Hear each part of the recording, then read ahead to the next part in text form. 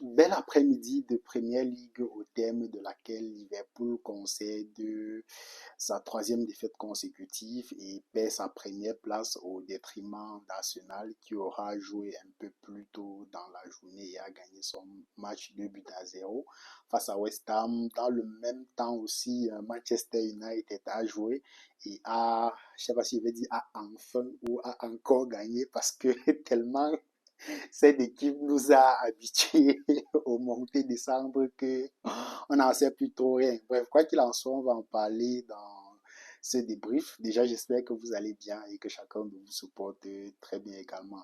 Donc, comme je le disais en intro, Liverpool concède aujourd'hui sa troisième défaite consécutive. Je crois que ça commence à faire un peu beaucoup quand même pour Hans Slot.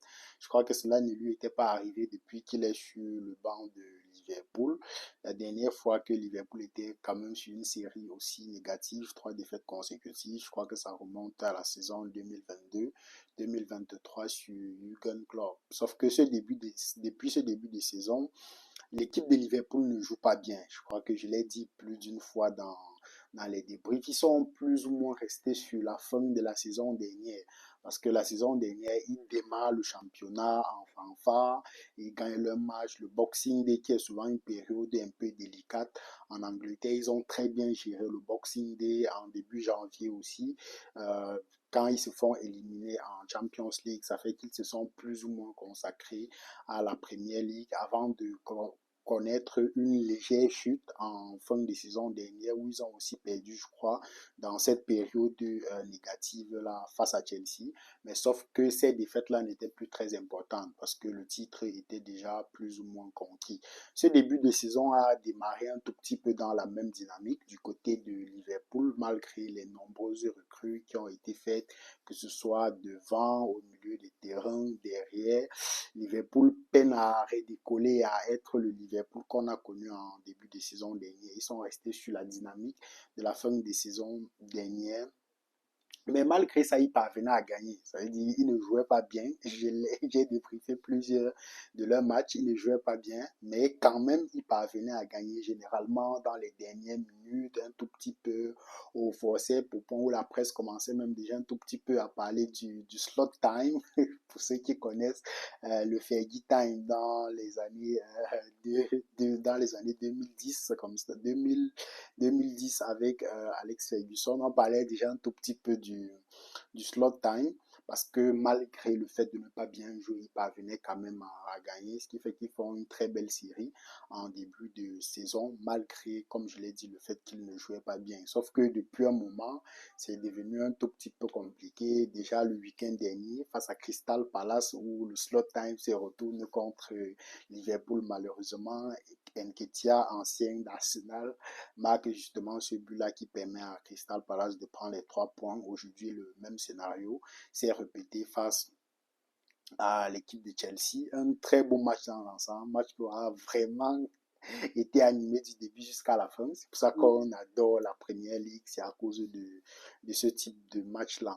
Et donc, cette méforme de Liverpool passe déjà par les recrues qui malheureusement peinent à s'intégrer. Aujourd'hui, par exemple, il y avait Kerkez qui était titularisé au poste de latéral gauche. Kerkez, depuis le début de saison, j'ai le sentiment que ce n'est pas un joueur au niveau de Liverpool. C'est un joueur, certes, beaucoup débrouillard, qui a montré de très belles choses dans son ancien club où ils sont allés le chercher. Mais depuis ce début de saison, c'est un tout petit peu compliqué quand même parce qu'il était peut-être dans une paire de défense avec Hussein, par exemple, qui est allé au Real de Madrid. Et ça constituait Zabani qui est parti au PSG. Ça constituait une très belle paire de défense. Sauf que depuis qu'il est à Liverpool, je veux dire, ses limites se font un tout petit peu de plus en plus ressentir. C'est beaucoup physique, beaucoup combatif, mais sur l'aspect technique, ça, c'est un peu limite avec ce qui peine malheureusement à être au niveau, que ce soit sur le niveau, que ce soit plus précisément sur le plan offensif. Lorsqu'à ce poste-là, on a connu un Robertson Prime que dans les années antérieures, ça se voit que ça peine à prendre malheureusement. Devant, on avait aussi Isaac qui a été recruté quand même à une somme assez astronomique, qui peine pour le moment un tout petit peu aussi à s'intégrer dans cet effectif de Liverpool là. Aujourd'hui, c'est un match quand même plutôt un peu difficile de sa part. Il essayait de décrocher, assez parfois de repasser vers l'aile pour essayer de construire, mais c'était assez difficile dans le jeu. Donc des recrues qui peinent à s'intégrer. Que dit de vite? Peut-être on va revenir certainement sur lui quand même lorsque je parlerai des remplacements. Mais des recrues qui peinent vraiment, mais alors vraiment à s'intégrer, Kekes et Isaac, comme je l'ai dit. Et les anciens joueurs aussi qui sont un tout petit peu quand même en deçà de leur niveau de la saison dernière. Le premier, forcément, c'est Mohamed Salah, qui depuis le début de saison est beaucoup moins chirurgical que la saison dernière où il était à son prime.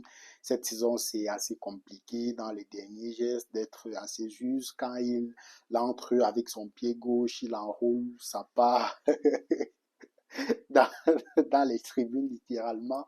Bref, un Salah qui est peu influent sur le jeu de Liverpool, contrairement à la saison dernière où il avait cette vista-là de pouvoir sur une touche déclencher la passe qui fait la différence, de pouvoir sur plusieurs touches déclencher cette frappe-là qui fait la différence. Aujourd'hui, l'une de ses principales fulgurances, c'est peut-être tout au long de la première mi-temps, ce n'est que l'extérieur du pied qu'il met et que Isaac tête au-dessus des buts de Chelsea. Sinon, à part ça, pratiquement inexistant lors de la première mi-temps. Et lors de la deuxième mi-temps, il y a quand même une période ascendante de Liverpool où il s'est un tout petit peu montré. Mais comparé au Mohamed Salah de la saison dernière qui est censé influencer l'équipe de Liverpool, être le plus décisif possible, il est vraiment, mais alors vraiment en dessous de ce Mohamed Salah là. Bradley aussi, qui certes n'était pas titulaire comme la saison dernière, mais chaque fois qu'il entrait derrière Alexander Arnold, il faisait toujours de très belles prestations. Je me souviens par exemple de son match face au Real de Madrid, qui était son premier gros test en Europe. Il fait une très belle prestation. Mais ce début de saison, il est aussi un tout petit peu malheureusement en dessous, ce qui fait que euh, Anslot est obligé de le sortir à la deuxième mi-temps. Il le sort à la deuxième mi-temps et fait rentrer justement une autre recrue qui a été recrutée à une somme astronomique, Florian Wirtz, qui vite, ça commence à devenir sincèrement compliqué. Ça commence à devenir sincèrement compliqué dans cette équipe-là de Liverpool. Deuxième mi-temps, il a en première action, très beau geste technique.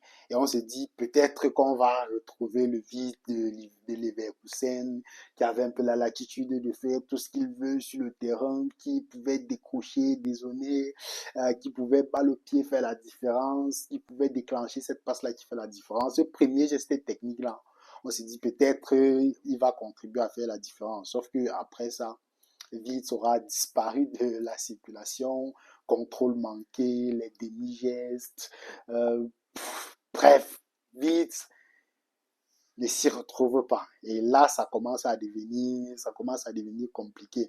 Qu'on peut encore, par exemple, trouver des excuses à une recrue comme Isaac en se disant, bon, il n'a pas eu la préparation qu'il fallait puisqu'il a décidé d'aller gréver contre son club, il s'entraînait seul à l'écart. Lui encore, on peut lui trouver des excuses, voilà, qu'il n'a pas eu la préparation qu'il fallait. Mais vite, c'est quand même là depuis le début de saison, pratiquement titulaire à tous les matchs, sauf que ça commence à devenir compliqué. Alors que ce n'est pas le talent qui manque en réalité. Vous savez, quand tu vois par exemple cette pirouette, je ne sais pas si c'est comme ça que je vais appeler ça, qu'il fait en début de seconde période pour Mohamed Salah qui frappe à côté, ce n'est pas le talent qui manque à Florian Wirtz. Sauf que le talent en Angleterre, parfois, ça ne suffit pas, malheureusement, et il peine vraiment à trouver ses repères. En tout cas, espérant que le problème va se résoudre progressivement, qu'il va revenir à son niveau qu'on a connu, par exemple, au Bayer Leverkusen sous Xabi Alonso, parce que là, ça commence un tout petit peu à devenir compliqué. Et au regard du montant pour lequel on l'a recruté, la presse va commencer à mettre davantage de pression.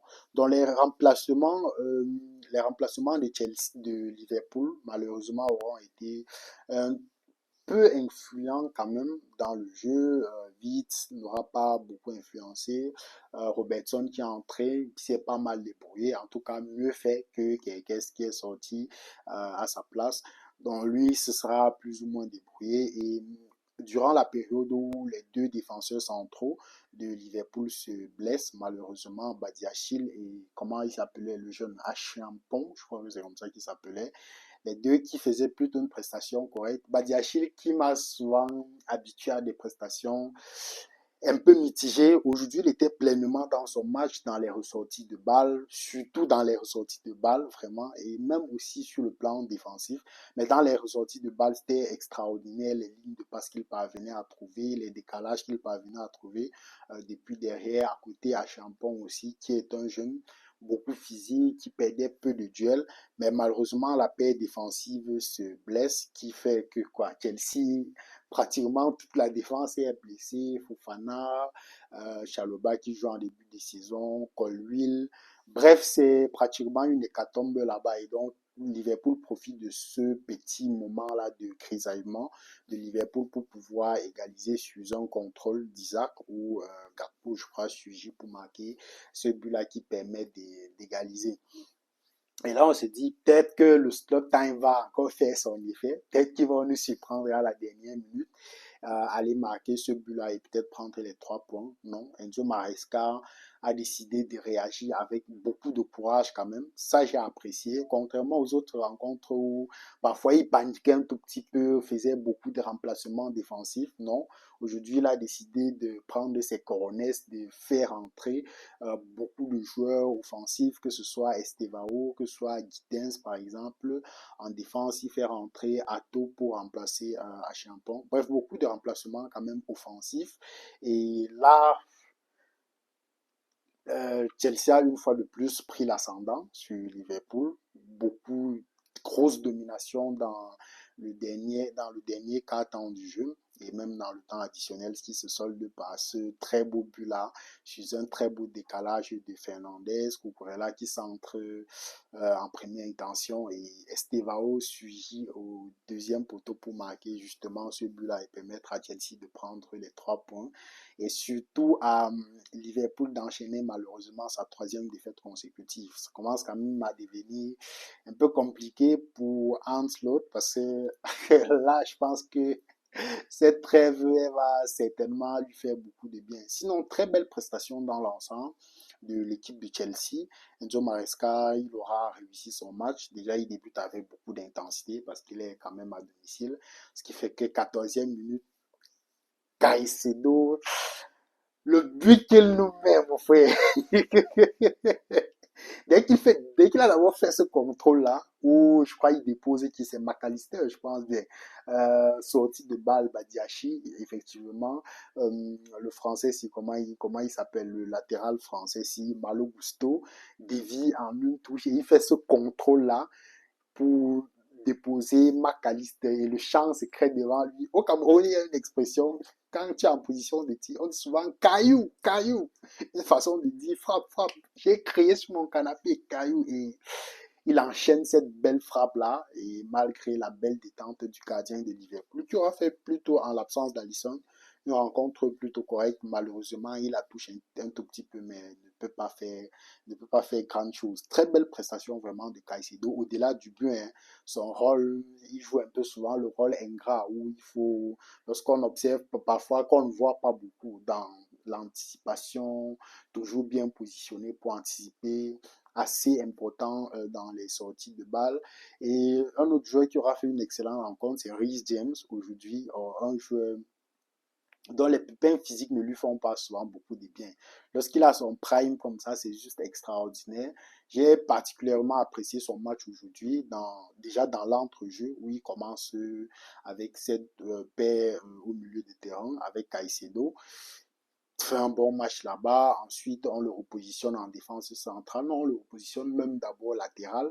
Il fait toujours sa belle prestation et il finit le match en tant que défenseur central. Très belle prestation de Reece James aujourd'hui. Un autre qui fait une très belle prestation aussi, c'est Marc Cucurella. On n'en parle pas souvent beaucoup, mais le travail qu'il a bas niveau offensif, niveau défensif, ses replis, c'est extraordinaire. Je crois qu'aujourd'hui, quand on parle des meilleurs latéraux au monde, on ne parle pas souvent de Marc Cucurella, alors que pour moi, aujourd'hui, il fait certainement partie des meilleurs latéraux gauche au monde. peut-être derrière Nuno Mendes, parce que voilà, peut-être sur le plan offensif, Nuno Mendes est un tout petit peu au-dessus, mais derrière Nuno Mendes, je pense pas qu'il y ait un autre latéral droit, gauche autant pour moi, qu'on pourrait placer avant Marc Cucurella, qui est juste sensationnel et qui délivre cette passe-là aujourd'hui pour Estevao. Une autre personne qui fait, en tout cas du côté du Chelsea, pas mal de personnes qui font de belles prestations, Caicedo, James, Cucurella, Fernandez, et donc ce match se solde sur un score de 2 buts à 1, permettent à Liverpool, qu'est-ce que je dis à Chelsea, de prendre les 3 points. Et Liverpool qui se retrouve dans une période assez dure quand même. Je pense que la trêve va faire beaucoup de bien à Ancelotti, sauf que même jusque-là, durant la trêve, il n'aura malheureusement pas ses joueurs. Donc, ce qui fait que ça sera aussi un tout petit peu compliqué, mais peut-être ça va l'aider à remettre quelques idées en place pour le retour de la trêve. Pardon, retour de la trêve, quand on rentre de la trêve, je crois, Liverpool affronte Manchester United. Et donc, c'est Manchester United a un peu la tête sous l'eau actuellement, mais ça reste une grande équipe et on verra ce que ça donne au retour de la trêve pour Ancelotti. D'ailleurs, Manchester United qui aura joué aujourd'hui, qui gagne sur un score de 2 buts à 0 face à une vaillante équipe de Sunderland, qui faisait jusqu'ici un début de saison plutôt très très correct. Aujourd'hui, Manchester a pu décrocher les 3 points à l'extérieur aussi. À chaque fois que la tête de à chaque fois que la tête de Ruben Amorim est mise à prix, il trouve toujours le moyen de s'en sortir. Donc, cette victoire-là va certainement un tout petit peu lui donner encore du répit parce que je suis pratiquement certain que s'il avait concédé une défaite aujourd'hui face à Sunderland, ça aurait été un tout petit peu compliqué. Donc, c'est une victoire qui va certainement lui donner encore un peu de répit. Et au retour de la trêve, il y aura ce gros choc-là face à Liverpool. En tout cas, on a hâte d'y être et de voir ce que ça donne. Est-ce que Manchester United va enfin parvenir à enchaîner ou alors ils vont sombrer comme d'habitude. Brian Bomo qui fait plutôt une prestation correcte, délivre une belle passe décisive pour Mason Mount. Brian Bomo qu'on attend en sélection nationale. J'espère que... Bref, on reviendra sur la sélection nationale plus tard. À côté de Manchester United, il y a Arsenal qui jouait aussi aujourd'hui, qui prend 3 points importants face à une vaillante équipe non pas une vaillante équipe de West Ham. Un match ennuyeux vraiment. Je me suis pas mal ennuyé devant ce match parce que West Ham aura décidé de ne rien proposer. C'est à se comprendre un tout petit peu aussi parce qu'ils ont un nouveau coach, Nuno Espirito Santos, qui vient d'arriver. Je crois que c'était seulement son deuxième match sur le banc. Et donc, ils ne nous auront pas proposé grand chose. Nuno Espirito Santos nous a habitués à déjà avoir une équipe qui est très bien solide sur le plan défensif. C'est ce qu'il a fait tout au long de la saison dernière avec Nottingham Forest, où ils se sont qualifiés au terme de la saison en Conference League. C'est déjà d'avoir une bonne équipe, une bonne assise défensive et pouvoir justement jouer en contre-attaque.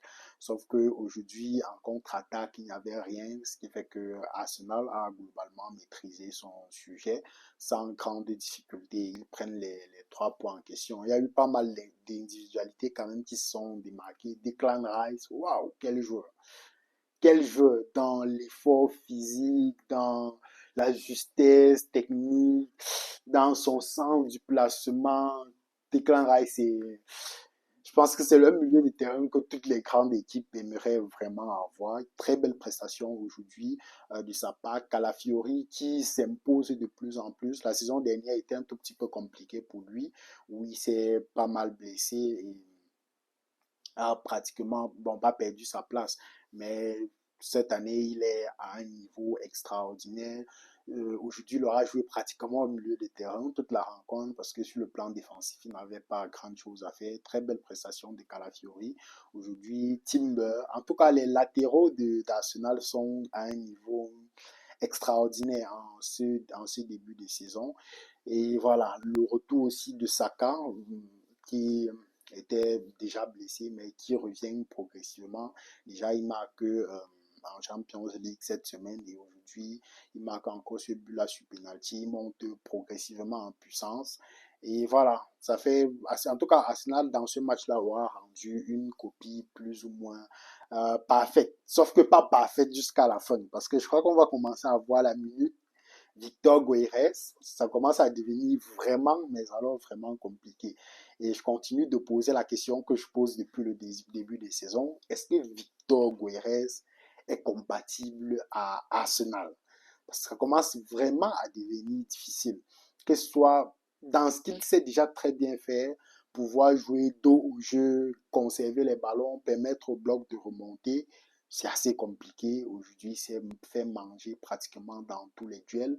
Quand il faut jouer, comment je vais dire ça, en déviation, dans la surface de réparation, lorsqu'on déclenche des actions dans des petits espaces et qu'il faut faire cette petite déviation-là juste qui permette à l'action de s'enchaîner, sur le plan technique, c'est un tout petit peu compliqué. Certes, il fait beaucoup d'efforts, que ce soit sur le plan défensif, il va beaucoup courir, mais ça reste compliqué pour Victor Gueires. Donc j'ai vraiment hâte de voir jusqu'où ça va aller. J'espère qu'il ne va pas finir comme David Luiz à Liverpool, qui malgré tout le talent qu'il peut avoir, n'a jamais réussi à s'imposer. Je me pose pas mal de questions quand même sur le cas Victor Gueires. Je crois que c'est peut-être la note négative du match et à côté peut-être la sortie aussi de Martin Odegaard qui malheureusement a encore un pépin aujourd'hui au genou. C'était plus l'épaule. Il est déjà sorti 2 fois déjà. Ça c'était la troisième sortie. Cette fois au genou. J'espère que ce n'est pas bien grave parce que forcément à un moment donné, Arsenal aura besoin d'un Martin Odegaard qui soit en forme, qui puisse avoir la vista qu'il a, de pouvoir, par exemple comme aujourd'hui, je crois que c'est lui qui déclenche cette première passe-là pour Eze, qui frappe en première intention et avant que Declan Rice ne vienne conclure, après qu'Areola ait repoussé le ballon, donc, faudra que Martin Odegaard, j'espère que ce n'est pas grave et qu'il reviendra assez rapidement. Globalement, une belle après-midi de Première Ligue. Dites-moi ce que vous avez pensé de ces différentes rencontres-là en commentaire. Hâte de les lire. Et voilà, on se donne rendez-vous simplement dans une prochaine vidéo. Prenez soin de vous. Peace.